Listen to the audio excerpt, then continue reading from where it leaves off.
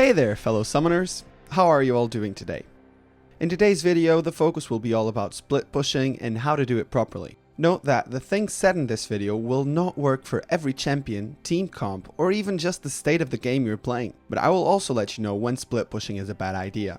Let's start with a definition. What is split pushing?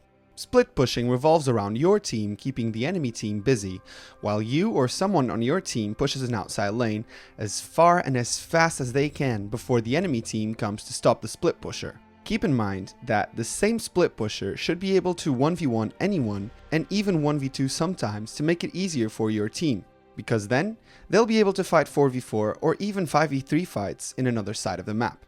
This sounds brilliant and fail-proof, doesn't it? I'm sure you've even lost a couple of games to that extremely annoying Tryndamere that ended 7-14-5, but still got the top and bot's inhibitor just through split pushing and managed to win the game that way. But even though it sounds simple, there's a few things you and your team need to have for you to successfully split push. The first one being team synchronization. What this basically means is that it will be hard as hell for you to split push if your team doesn't know what to do while you're split pushing. You should all be applying pressure on the map. If you're splitting bot, your team should be pressuring top or Baron.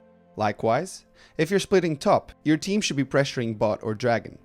Why not pressure mid? Well, you can, but being on the opposite side of the map and as far away as possible generally gives more time for the split pusher to retreat when the whole enemy team suddenly goes missing on the map. The only time when your team shouldn't be pressuring is if the enemy decides to siege a tower or objective as a counter to your split pushing. In which case, your team should try to defend that objective even at the risk of being engaged in a 4v5 fight. And if that happens, this is the second thing I would call an absolute necessity for a split pusher. And that is to take TP to join up on unbalanced fights as quickly as possible. A friend of mine keeps reminding me these words whenever I can't decide whether I should take TP or not.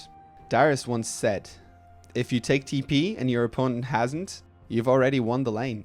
Ignite may seem very appealing to some top laners like Quinn, Tryndamere or Renekton, since it allows them to win the lane hard and early, providing for their much needed snowballing, but it is actually going against their team if they plan on split pushing with Ignite. TP is the best tool for any dedicated split pusher, simply because it will make the enemies think twice about engaging 5v4 on your team, since you'll never be really away. The third thing for your team to have is a good wave clear. If they're going to be defending towers from a team with one more enemy, then your team needs to be able to kill those minions off quickly and easy to completely prevent your enemies from taking a single step under your tower, especially since when that happens, the tower disappears in the blink of an eye.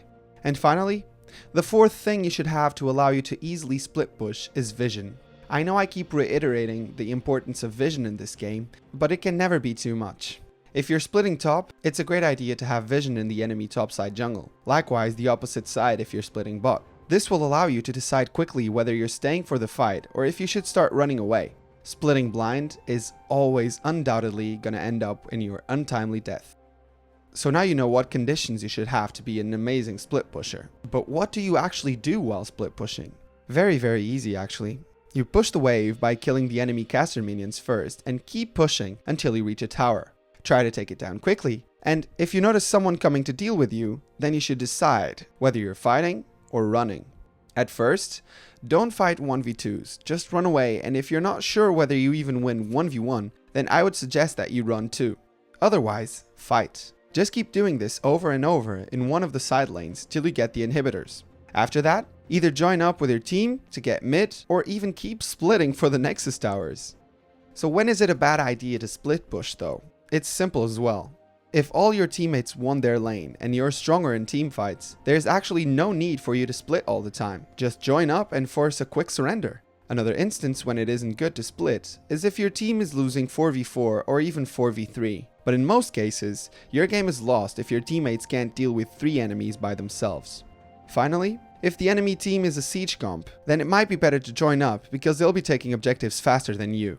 For the ending of this video, I'll leave you with a few of my favorite split pushers, namely Dr. Mundo, Fiora, Gangplank, Gnar, Illaoi, Jax, Kayle, Master Yi, Riven, Shaco, Shen, Sivir, Tryndamere, TF, Udyr, and Zed.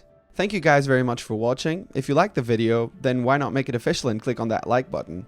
Also, if you're new to the channel, subscribing might be a very good idea. I'm uploading videos like these every Saturday, and they just keep coming on. Once again, thanks for watching. Sakeios out.